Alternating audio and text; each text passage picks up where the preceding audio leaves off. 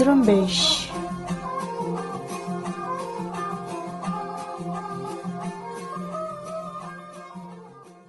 یہ ریڈیو زرمبش اردو کی آواز ہے۔ آج پیر کا دن 1 مارچ اور سال 2021 ہے، اور میں ہوں آپ کا میزبان دوستین مراد بلوچ۔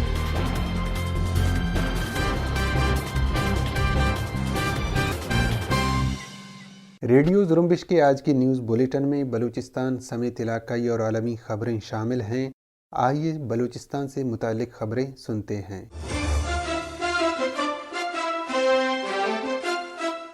خاران اور کیچ میں قابض پاکستانی فورسز پر بلوچ سرمچاروں نے حملے کیے ہیں۔ ریڈیو زرمبش کو ملنے والی اطلاعات کے مطابق پہلا حملہ کیچ کے علاقے ہوشاپ میں پاکستانی فورسز کے ایک چیک پوسٹ پر کیا گیا، جس کے نتیجے میں قابض فورسز کے اہلکاروں کو جانی اور مالی نقصان اٹھانا پڑا، جبکہ دوسرا حملہ خاران میں لجے کے قریبی علاقے بیہی میں کیا گیا، جہاں بلوچ سرمچاروں نے ریاستی فورسز کے ایک دوسرے چیک پوسٹ کو نشانہ بنایا۔ ہوشاپ حملے کی ذمہ داری یونائٹڈ بلوچ آرمی کے ترجمان مرید بلوچ نے قبول کی ہے اور کہا ہے کہ UBA کے سرمچاروں نے ہوشاپ تل سالاچ میں قابض پاکستانی فورسز کے کیمپ پر بھاری ہتھیاروں سے حملہ کیا، جس میں قابض پاکستانی فورسز کے متعدد اہلکار ہلاک و زخمی ہوئے۔ UBA ترجمان کے مطابق اتوار کی صبح سے اسی علاقے میں پاکستانی فوج کے 3 ہیلی کاپٹر پہاڑوں پر شدید شیلنگ بھی کر رہے ہیں اور زمینی فوج بھی جارحیت کر رہی ہے۔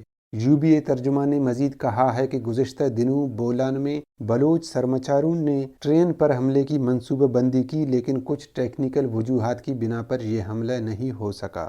دوسری طرف خاران حملے کی ذمہ داری بلوچ ریپبلکن آرمی کے ترجمان بیبکر بلوچ نے قبول کرتے ہوئے کہا ہے کہ ان کے سرمچاروں نے ہفتے کو خاران کے علاقے لجے کے مقام پر FC چیک پوسٹ کو راکٹوں اور خودکار ہتھیاروں سے نشانہ بنا کر 2 FC اہلکار ہلاک کیے اور حملے میں فورسز کی چوکی جزوی طور پر تباہ ہو گئی۔ عوامی نیشنل پارٹی کے شہید رہنما اسد خان اچکزئی کی نماز جنازہ اور تدفین چمن میں کی گئی، جس میں عوامی نیشنل پارٹی سمیت قبائلی اور سیاسی شخصیات نے شرکت کی، جبکہ پشاور کے باچا خان مرکز میں بھی اسد خان اچکزئی کی نماز جنازہ ادا کی گئی۔ اس سے پہلے اسد خان اچکزئی کے قتل کے خلاف کوئٹہ شہر میں عوامی نیشنل پارٹی کے کارکنوں نے احتجاج کیا اور شہر کے مرکزی علاقے باچا خان چوک پر ٹائر بھی نظر آتش کیے گئے، جبکہ عوامی نیشنل پارٹی نے مرکزی سطح پر اسد خان اچکزئی کی قتل کے غم میں 3 روزہ جبکہ صوبائی سطح پر 7 روزہ سوگ کا اعلان کیا تھا۔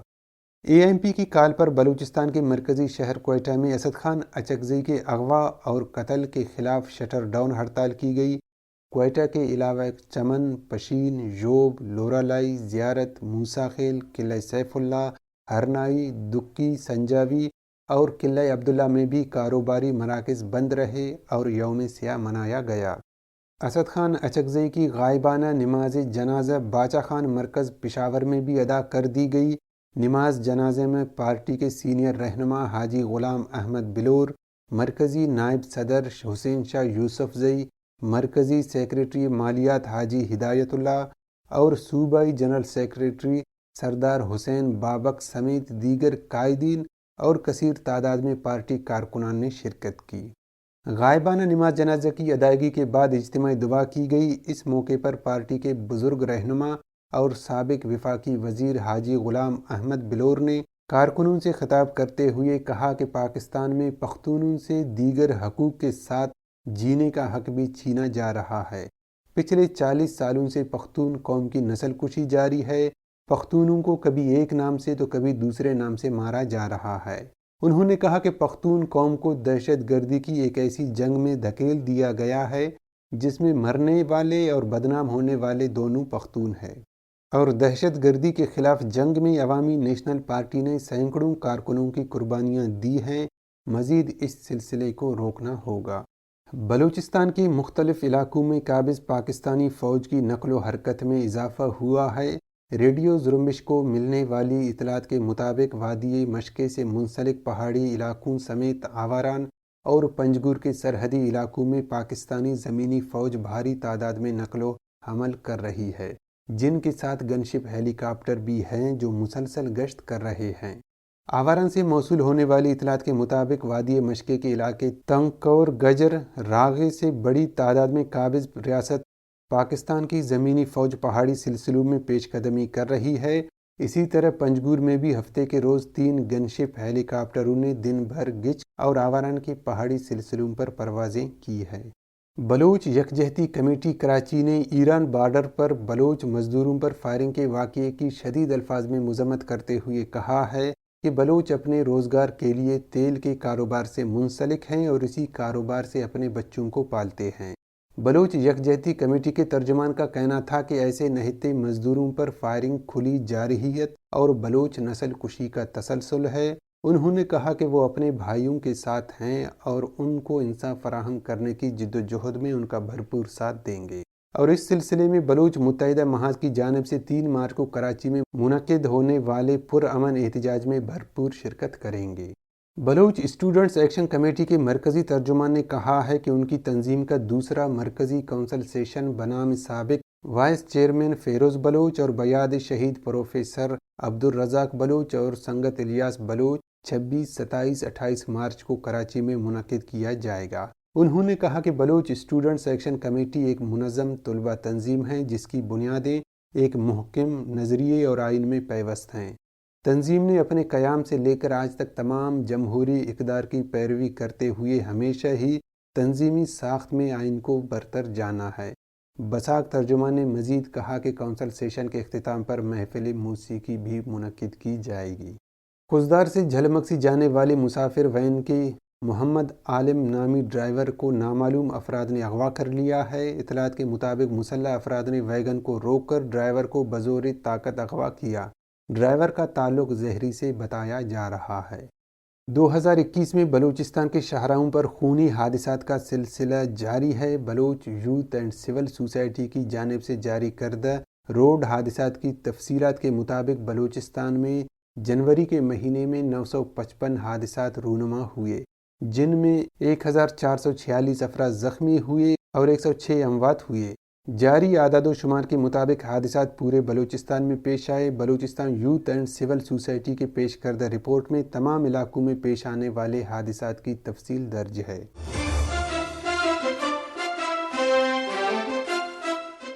یہ تھیں بلوچستان سے متعلق خبریں۔ اب علاقائی اور عالمی خبریں پیش کریں گے خلیل واڈیلا۔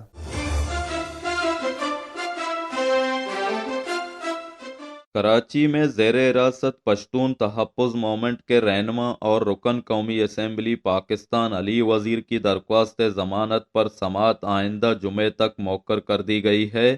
گزشتہ جمعے کے روز سندھ ہائی کورٹ میں ان کی درخواست ضمانت پر کارروائی کے بغیر ہی سماعت آئندہ جمعے تک ملتوی کر دی گئی۔ دوسری طرف اطلاعات ہیں کہ سینٹ انتخابات میں حق رائے دہی کے استعمال کے لیے علی وزیر کے پروٹیکشن آرڈر جاری کیے جانے کا امکان ہے۔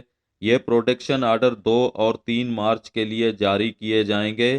علی وزیر نے چند روز قبل جیل سے اپنے ساتھیوں کے نام جاری ایک پیغام میں کہا ہے کہ ہم ایک طویل جنگ لڑ رہے ہیں۔ ہمارے خلاف مقامی و عالمی سامراجی اداروں اور حکمرانوں نے یلغار کی ہوئی ہے، لیکن ان کا ہر حملہ ہمارے جوش میں اضافے کا سبب بنتا ہے۔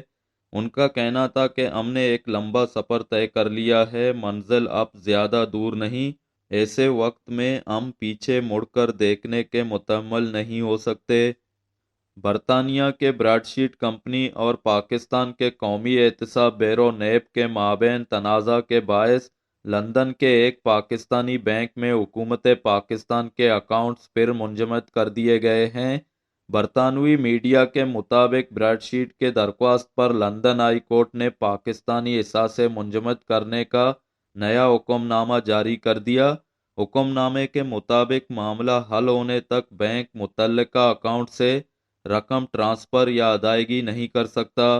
دوسری طرف عدالتی ذرائع نے تصدیق کی ہے کہ براڈ شیٹ کی درخواست پر نیا حکم نامہ 15 فروری کو جاری کیا گیا تھا، کیونکہ براڈ شیٹ نے حکومت پاکستان سے بقایا رقم نہ ملنے پر ہائی کورٹ سے دوبارہ رجوع کیا تھا۔ اس سے پہلے براڈ شیٹ پاکستانی اکاؤنٹس منجمد کرا کر دسمبر میں $28 ملین وصول کر چکی ہے۔ پاکستان کے ایک سینئر سفارتکار نے کہا ہے کہ امریکہ افغان طالبان کے ساتھ گزشتہ برس فروری میں ہونے والے معاہدے پر نظر ثانی کو جلد حتمی شکل دے تاکہ افغان حکام اور طالبان کے مابین جاری بین الافغان امن مذاکرات میں پیش رفت ہو سکے۔ پاکستان کے افغانستان میں تعینات سفارتکار منصور احمد خان نے امریکہ کے صدر جو بائیڈن کی انتظامیہ کو یہ تجویز بھی دی کہ وہ طالبان کے ساتھ افغانستان سے امریکی افواج کے انخلاء سے متعلق معاہدے میں طے کردہ وقت میں طالبان سے مشاورت کیے بغیر رد و بدل نہ کرے۔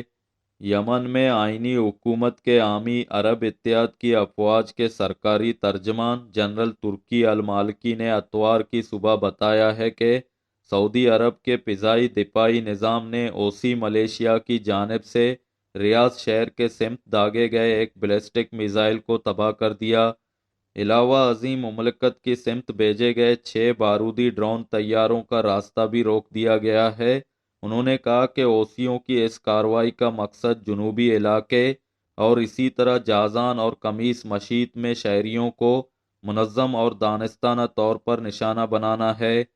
میانمار میں مظاہروں کے سلسلے کو قابو کرنے کے لیے پولیس کو سارے ملک میں چوکس کر دیا گیا ہے۔ پولیس نے بعض مقامات پر ہوائی فائرنگ اور آنسو گیس کا استعمال بھی کیا ہے، جس میں 4 افراد کے ہلاکت کی اطلاع ہے۔ عالمی میڈیا کے مطابق فوجی بغاوت کے خلاف اب تقریباً سبھی شہروں کی سڑکوں پر مظاہروں کا سلسلہ ایک معمول بن چکا ہے۔ ہفتہ 27 فروری کو بھی کئی سو لوگ سب سے بڑے شہر ینگون اور دوسرے مقامات پر جمہوری حکومت کی حمایت اور فوج کے خلاف احتجاج کے لیے باہر نکلے۔ مظاہروں کے سبھی مقامات پر پولیس نے طاقت کا استعمال کیا۔ عینی شاہدین کے مطابق پولیس نے بہت سارے لوگوں کی پکڑ دکڑ بھی جاری رکھی۔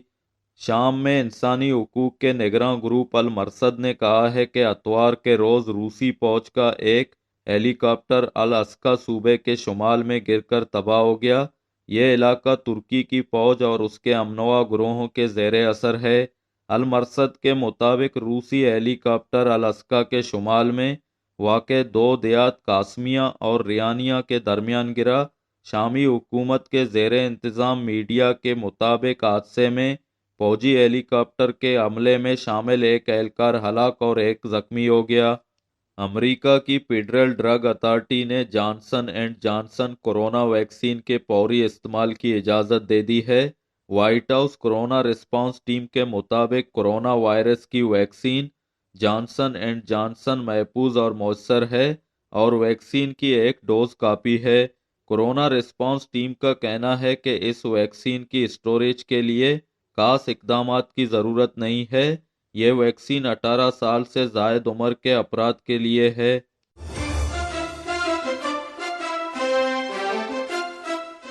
یہ تھے خلیل واڈیلا۔ اسی کے ساتھ ہی آج کے نیوز بلیٹن کا اختتام ہوتا ہے۔ دوستین مراد بلوچ کو اجازت دیجیے۔